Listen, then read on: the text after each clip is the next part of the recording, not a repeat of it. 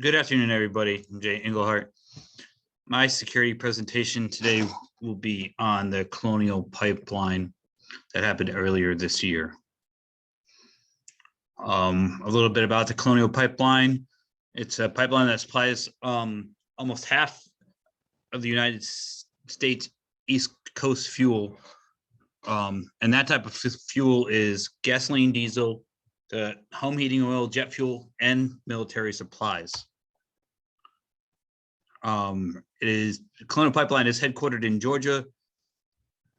And like I said before, the pipeline supplies over 100 million of gasoline of fuel between Texas and New York.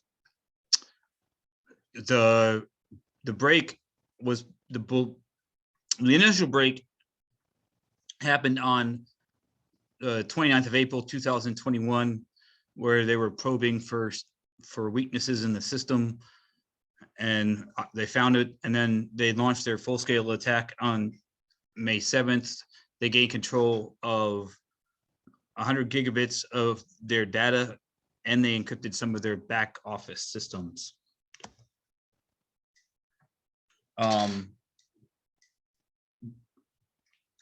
group of hackers known as the Dark Side are the ones who were responsible for it. They're believed to be based out of Russia. They were holding personal information hostage, and they also locked the company out of some of their key components. In response to this, the Colonial Pipeline shut down the pipeline, and out of an abundance of caution, and they eventually ended up paying the ransom.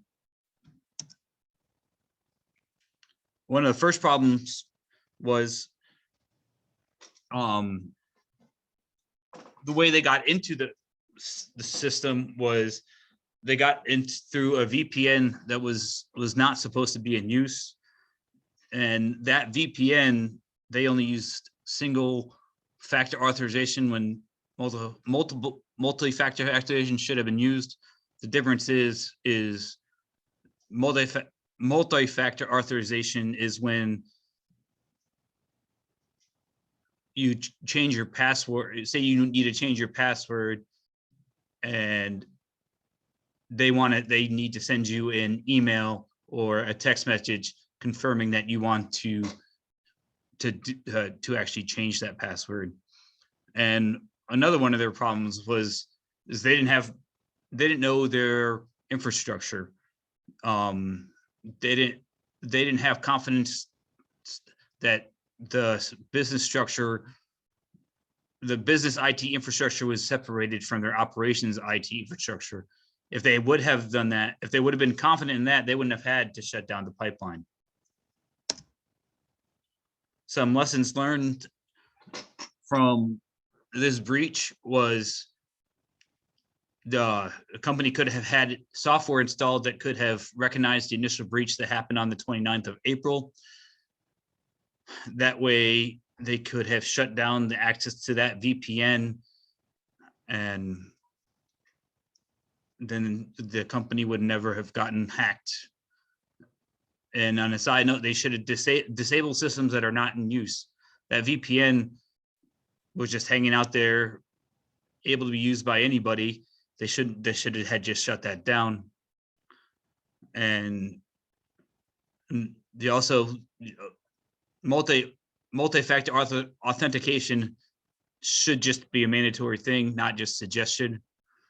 They should have known their systems, and